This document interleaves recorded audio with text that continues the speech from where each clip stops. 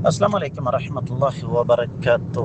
بسم اللہ والصلاة والسلام علی رسول اللہ۔ سوال آ گیا کہ ایک بزرگ نے اپنی جائیداد تقسیم کی اور اپنی زندگی میں ہی بیٹوں کو بیٹیوں سے دگنا حصہ دیا۔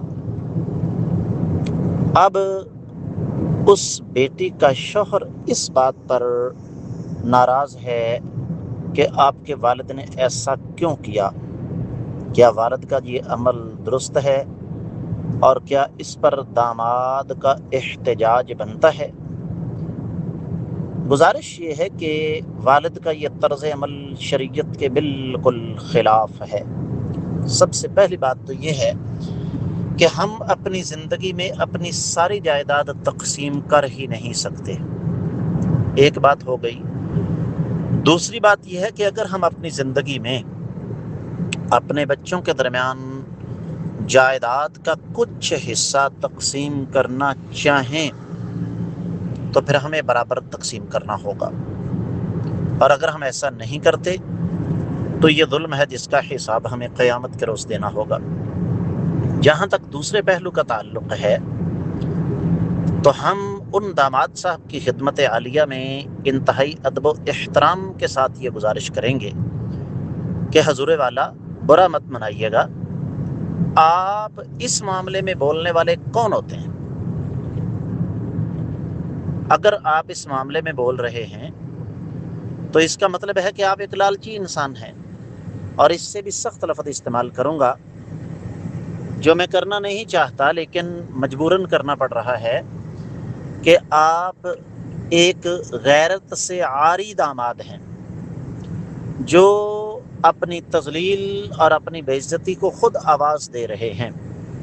بڑی قیمتی بات کرنے لگا ہوں، سب لوگ توجہ کے ساتھ سنیں کہ اصل میں شریعت کا تقاضا یہ ہے، معاشرتی تقاضا یہ ہے، اور سمجھداری کا تقاضا یہ ہے کہ اگر لڑکی کے میکے میں کسی قسم کی کوئی مشکل پیش آئے، کوئی جھگڑے کی نوبت آ جائے، تو داماد صاحب بیوی کو پیچھے رہ کر تو مضبوط کریں، لیکن ان کو اس معاملے میں براہ راست مداخلت نہیں کرنی چاہیے۔ غیرت مندی کا تقاضا یہ ہے، اپنی عزت کو بچانے کا تقاضا یہی ہے۔ بالکل اسی طرح اگر لڑکی کے سسرال یعنی لڑکے کے خاندان میں کوئی جھگڑا ہوتا ہے، لڑکے کے بھائیوں کے ساتھ، بہنوں کے ساتھ، والدین کے ساتھ، چچا تایا خالو ماموں پھوپھا کے ساتھ، تو لڑکی کو آگے نہیں آنا چاہیے، برا نہیں بننا چاہیے۔ ہاں، وہ اپنے شوہر کی مدد ضرور کرے ورنہ بے عزت ہوگی۔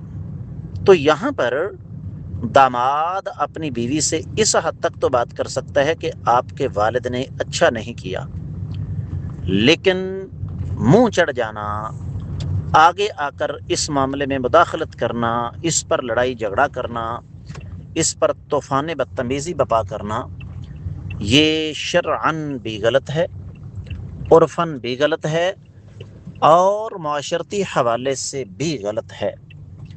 لہذا ہم ان داماد صاحب کو مشورہ بھی دیں گے اور ان کو نصیحت بھی کریں گے۔